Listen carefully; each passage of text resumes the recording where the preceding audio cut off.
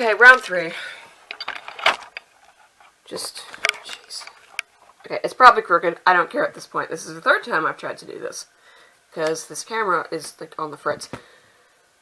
It's St. Patrick's Day, so I'm wearing green. I had makeup on earlier, but I took it off because it looks stupid. Neon green eyeshadow and deep green lipstick. Yeah. Anyway, I'm going to tell you guys a story today. This happened on St. Patrick's Day several years ago.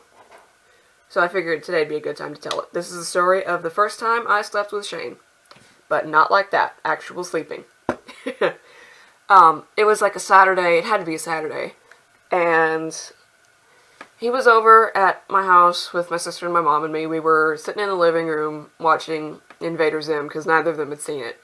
And so we're sitting like 1, 2, like this on the couch under a blanket. And we're sitting, we're watching the show, whatever, and the power goes out. Bang. And without missing a beat, my mom goes, "Hands up!" She's funny. He still laughs about that, Shane does. But anyway, and so the power was out, freaking... And he's trying to call his mom, check on her, like, "Hey, you okay? Do you want me to come home?" She's not answering her damn phone. He called her, I want to say, upwards of, like, between 6 and 10 times. A lot. And she wasn't answering her damn phone. And so, we got, like, alright. We took in some lanterns, we lit some candles, and we're kind of sitting there, and Shane's trying to call his mom for, like, an hour. When it suddenly occurs to me that if there's no power, the railroad crossing signals do not work. Or will not work. And that's an issue, because for him to get to his house from my house at the time, he would have crossed 2 train tracks.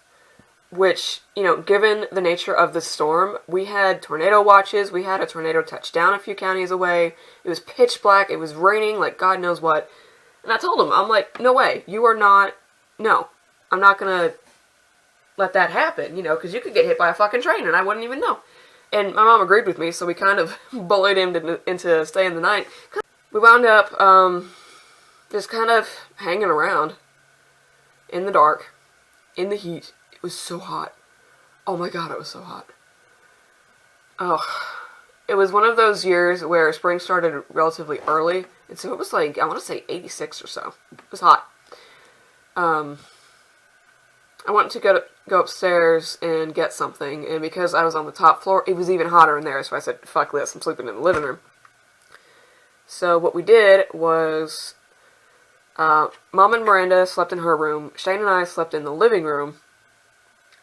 We had one of those couches with the removable cushion backs, not like pillows, but like an actual, like, thing. Like how the cushions on the bottom of a couch are where your butt goes? The backs were like that too. So I took those off, put them on the floor for him to sleep on, and I was on the couch, he was on the floor right next to me, and so we go to sleep. Morning comes, power's still not on from what I remember, I'm probably wrong, and he wakes up and he's got like 6 missed calls from his mom. I'm like, great. So he calls her back, tries to tell her, "We tried to call you, you weren't answering, blah blah blah," but I don't know. I don't know what was going on their end. So he rushes off home, and I'm thinking, shit, he's in trouble, because he stayed the night at his girlfriend's house without telling his mother, or without her knowledge. And I kept trying to call him and text him, after about an hour or two, when he didn't say anything. Like, normally he would text me when he gets home.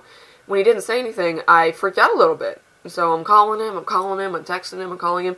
And of course, because of the way my brain works, because of the anxiety, I was thinking that he was, like, grounded on restriction, whatever you want to call it, and she had forbidden him from ever seeing me again.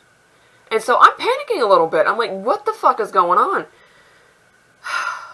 Man. It turns out, like, he had just set his phone down and forgotten to check it or something stupid like that. Yeah, so, anxious brain needs to chill the fuck out. There really wasn't much point to that story, was there? Not really. Oh well. So yeah, that was a couple years ago. It was also exactly a year ago that I started doing my vulturing stuff in the backyard, the bones.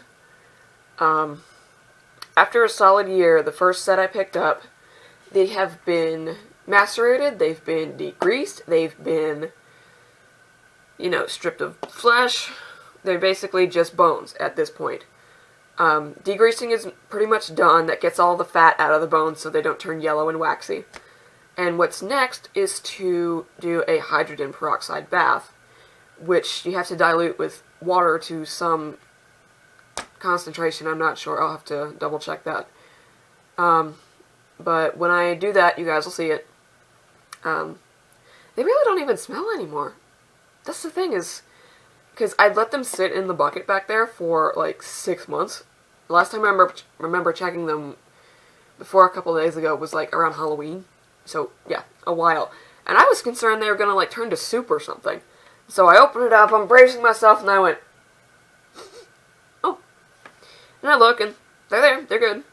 So, yeah, I'm gonna do a peroxide bath on those.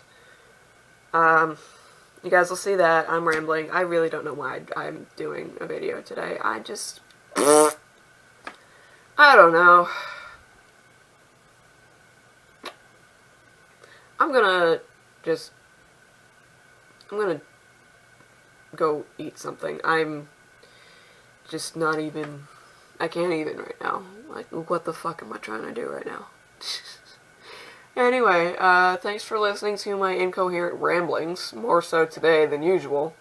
I'm planning on doing a nail art thing later today, for St. Patrick's Day, like shades of green and gold. I don't know what I'll do exactly yet, probably water marble and then, sponging, we'll see.